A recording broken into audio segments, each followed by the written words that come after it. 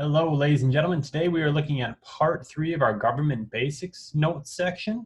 And this is looking at important features and people in the United States government. And so we're going to look at how does our government function and who are the people that are in key leadership roles at both the national and the state level. So here we go. Part 1, understanding what a federal system is. So we have a federal system of government, and that means that we have a government that has levels that share power. And so there's lots of that going on. For example, if you think about roads, we have a federal level, a national level with interstates like Interstate 94. We have a state level, such as Highway 63 that goes into Ellsworth. And then we have a county level, such as County Road G, or even a village level, such as Hillcrest Street, different things like that. And so when you have a federal system of government, power is shared. And, we see that in the roads, and that the federal government will take care of one, the state will do another, and more local governments will take care of others. So other examples of how we have a federal system where power is shared at different levels. Think about our government leaders. At the national level, we have senators, representatives, Supreme Court justices, our president. At the state level, we have people in the assembly. We have, court justices for the state Supreme Court. We have more local court justices as well, our governor. And then you have the local level where you have a mayor or a village president or, school board members, things like that. And so you have a federal system with people at each level. Law enforcement, if you think about that, at the local level, we have police and sheriff, right? County level is sheriff. If we go to the state level, we have state patrol. If you go to the national level, we have the FBI, those kind of things. And so we have law enforcement at each level too. Parks, national parks, Yosemite, state parks like Willow River, and county parks as well, some of the local ones around here, and just plain old city parks too. So each of these shows that system where we have a national level, a state level, and a local level. And power is different at each level, which is a good thing. And that lets people have a little bit more focused power locally than otherwise they would in a different system. So here are some examples. If we look at healthcare, federal, at the national level, it passes a law saying citizens must have health insurance. The state has to figure out how that new insurance program will work. And maybe at the local level, they're setting up a bike rental system so people get more exercise and they're doing better with that healthcare. Business, the federal level grants loans to business owners. The state might offer tax breaks to new businesses, and local level will provide businesses with good roads, sewers, and other services. And so we see a little bit at each level. So when you look at the federal level, they're the boss. They set the broad rules that everybody has to follow in foreign policy. The state level has to put federal laws into place, and it does get to decide some of the more local laws for the state itself. And then the local government has to follow both the national and the state laws, but they also get to make some of their own as well. So what do you think you have? What are your positives and your negatives of having a federal system? Why is it good to have national, state, and local powers? And what problems might you see with that as well? So take some time to think about that question. All right, moving forward. In the United States, we have a 3-branch system of government with the legislative, the executive, and the judicial powers. The legislative power makes the laws. That is our Congress, our Senate, and our House of Representatives. The executive power is your enforcer. They enforce the laws. So you have the president, the cabinet, all of the offices that work underneath them to enforce the laws. And your judicial branch interprets the laws, and that is the Supreme Court and lower courts deciding whether laws are constitutional or not and how they can be carried out. So those are your 3 branches of government, which you've obviously talked about in class before. Okay, So we have a constitution, and our constitution is our fundamental laws, and they establish how a government will operate. So our constitution made up three branches, just like we saw sometimes with the ancient Romans. The legislative power, as we said, has the power to make laws and frame public policy. And the example is the Senate and the House of Representatives make our laws. People get this confused. They think that the president makes laws. Now, the president can order an executive order, but that's limited. The laws are actually made by the Senate and House of Representatives. Now, the executive power's job is to execute and enforce and administer those laws. So if the legislative power makes a new law, the executive power has to figure out, okay, how do we make this happen? And what kind of rules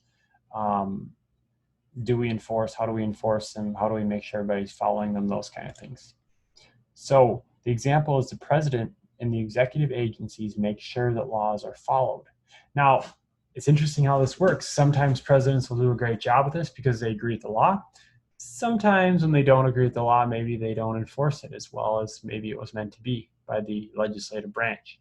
But that's kind of some of the trickiness in having a three-branch system. Now, the judicial power interprets laws. They determine the meaning in those laws and they settle disputes. And so the Supreme Court, for example, takes court cases and decides if they follow the Constitution. So the legislative branch can make a law, and then the president can veto it, which could kill it, or it could be overridden here. But let's say that the legislative branch makes a law, the president signs off on it.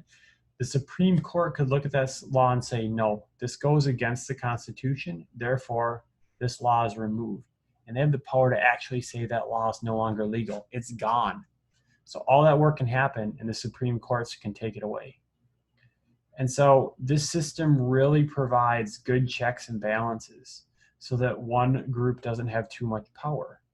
For example, the executive branch names justices to the Supreme Court, but those justices in turn have to be approved by the legislative branch. So there's some power there. The legislative branch passes laws, but the executive branch has to sign them or he can veto them if he doesn't like that. So President Trump could do that if he desired to. However, Congress can override a veto if it has enough votes. So there's a lot of things going back and forth. The president assigns or chooses Supreme Court justices, like I said. And so that gives him a little bit of power over the justices. But at the same time, the judicial branch, those justices are there for life. So if you have a justice that sides against the president, well, it's okay. Nothing can happen there. And so each of these three sections has power over the others so that one group doesn't become too powerful. When you look, the legislative branch has the Senate, the House of Representatives, all the people working for them. The judicial branch has the courts, which is obviously huge, but the executive branch has all these different people working in different categories because you have all the departments. The Department of Transportation is making sure that, road laws are followed and money is flowing to the right places and projects are happening, and also making sure that airliners are safe and pilots are getting good licenses. At the same time, you have the Treasury, which deals with all of our taxes and revenue. Justice, making sure that laws are carried out. The Interior, taking care of all of our land, a lot of our land in the West that is publicly owned. Agriculture, dealing with farming. Commerce, dealing with business and trade. And so this is a massive department. The president is the head of all of this, but without thousands and thousands, tens of thousands, 100,000 people, it just can't happen. And so that's a really big one right there in terms of how things run, is through the executive branch enforcing those laws. So the big question is, why have three branches? Why not just want to have one branch that has all these powers together? And it's a good question. It's something to think about. And so, think of that over and what we've talked about and put your answers below. Now we're going to move into the look it up section of your notes for different people in government. As you can tell, I've changed rooms and I've changed clothes. Well, since I made this video, we've had the November 2020 election, so we've seen a few changes. So I've had to change up the name. So here are our changes. and who is in government in different positions. So the President of the United States, as you most likely know, is Joe Biden. Let me get out of Mr. Biden's way here. There we go. The Vice President, coming from California, is Kamala Harris.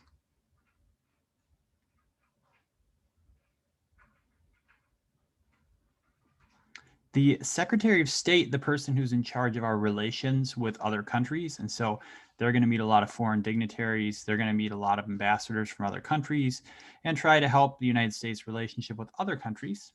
That is Antony Blinken. And now we'll move on to the people I had in the last video. So Summer Nick is going to come back and new Mr. Foley is going to go away. Senator from Wisconsin is Mr. Ron Johnson. The Democratic U.S. Senator from Wisconsin is Mrs. Tammy Baldwin. Our U.S. Representative from Wisconsin's 3rd District is Ron Kind. Now, sometimes people get Ron Johnson and Ron Kind mixed up. Here's how I remember it. A representative should be kind, right? They should be kind. Ron Kind. Yeah, it's cheesy, but it works. So there you go. Our governor in Wisconsin is Tony Evers. What does bicameral mean? We know what bi usually means two if you think of a bicycle, right? So bicameral means 2 houses. Our Congress has 2 houses. The name of the legislative branch, oh, I just gave it away, bummer, is Congress. The name of those 2 houses of Congress, we have the House of Representatives and the Senate. Each hold their own power in deciding laws, and they must work together to pass laws. The 2 main political parties, hopefully we all know those, they are the Democrats and the Republicans. So, numbers and terms. Try this on your own on the side. See how you do. See if you know these or not. So we'll start with the executive branch. Now, this is tricky. Number of members, I say 1. Like I said before, there's hundreds of thousands of people working in the executive branch. We're looking at the number 1 main person, which would be the president. There's only 1 main president.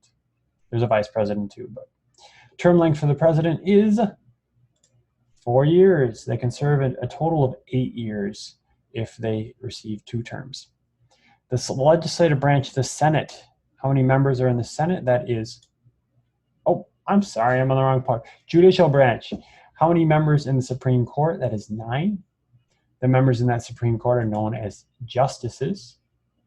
And their term length, trick question, there is not one. So if you gain your position as a justice, if you're recommended by the president and you're approved by Congress, you get to be there for life. Nobody can remove you unless you do something illegal and you're impeached, which is very powerful to be able to stay there for life. The legislative branch of the Senate has 100 members, 2 per state. They are called senators. Shocker, I know. And senators serve for 6-year terms. And so every 2 years, 33 or 34 of those senators are up for election. So in 2020, in November, we'll have 33 up for election. House of Representatives has 435 representatives. That is based on population. So larger states like California have more, and states with smaller populations such as Alaska, which doesn't have a whole lot of people, will have less. The title is a representative, and they serve for 2 years. And so every 2 years, the whole House of Representatives changes, which is pretty crazy to think about. So 2020 is a big year for the House of Representatives because everybody's up for re-election. So there you have it. That's what we have for our members and our terms. So that's what I've got right now. If you have any questions or concerns, please feel free to talk to your teacher. And those are the basics. Feel free as well to go back if you missed some of the notes and use this however you need to. So have a great day, and we'll talk to you later.